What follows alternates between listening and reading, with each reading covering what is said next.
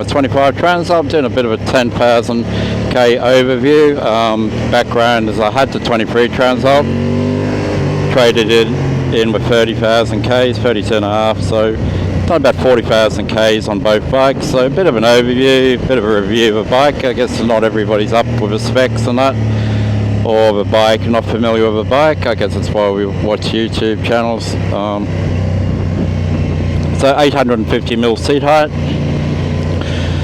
You can buy the accessory Honda low seat, which is actually more comfortable for me anyway, and what I've heard on forums on other people. It's got less padding, but it's more supportive. It does push you slightly more forward on the seat, but not uncomfortable. I've ridden both bikes 60,000 Ks, sorry 40,000 Ks, and I haven't put a scratch on the tank in my jacket.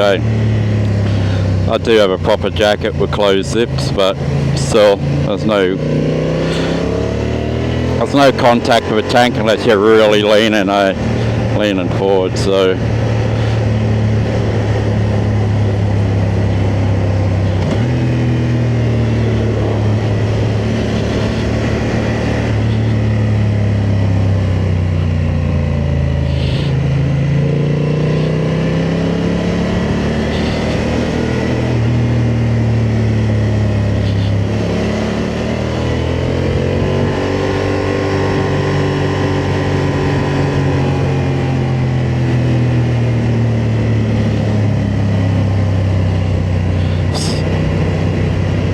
yeah, so sorry, I'm just checking out traffic. And see that Harley there, it's for a 3-seater trike. They do tours and that. It looks pretty cool, eh? Good way to make a living riding a Harley around a boat. Yeah, so 850 mils, 830 with a low seat. I'm a 28-inch inseam and I can sort of flat foot, but I can't do it with a bent leg. So when you lean this bike, once you tips, eh? So that's the thing. There's a difference between touching the ground, having a flat foot, and having a bent leg. When you flat foot, you get a lot more strength. When you bend, that car's been there for 8 weeks of disgrace, eh? But I mean, it's been checked out by the authorities, but we just left it there during the high seas and bushfire. We just left the car there, right? Fucking disgrace. So 850 mils, 830, so I'm repeating myself. Yes, so it is a tippy bike, it is a heavy bike, 208 kilos, so we're talking about in relative terms for off-road riding. For road riding, dirt road riding, 208 is beneficial. It keeps you stable in the wind, keeps the bike planted. I've noticed you put panniers on this bike, side panniers, soft panniers, and it really plants your bike down, eh? It's a proper touring bike.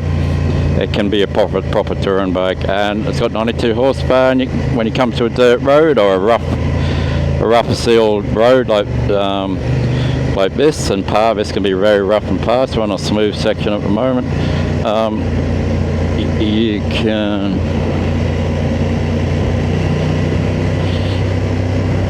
You can really soak up the bumps.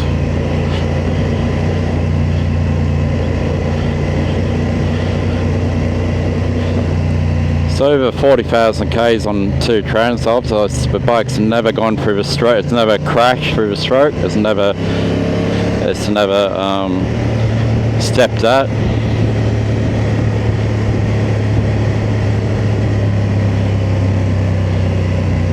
Never stepped out sideways. It's never gone through a stroke on the front end.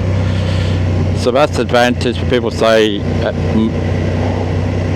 why buy an adventure bias bike rather than a straight sports tourer if you're not going to take it off-road?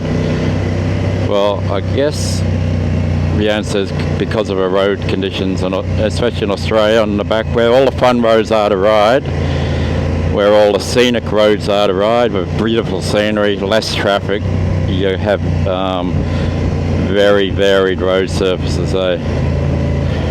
So I dare say if you're on a naked bike or a straight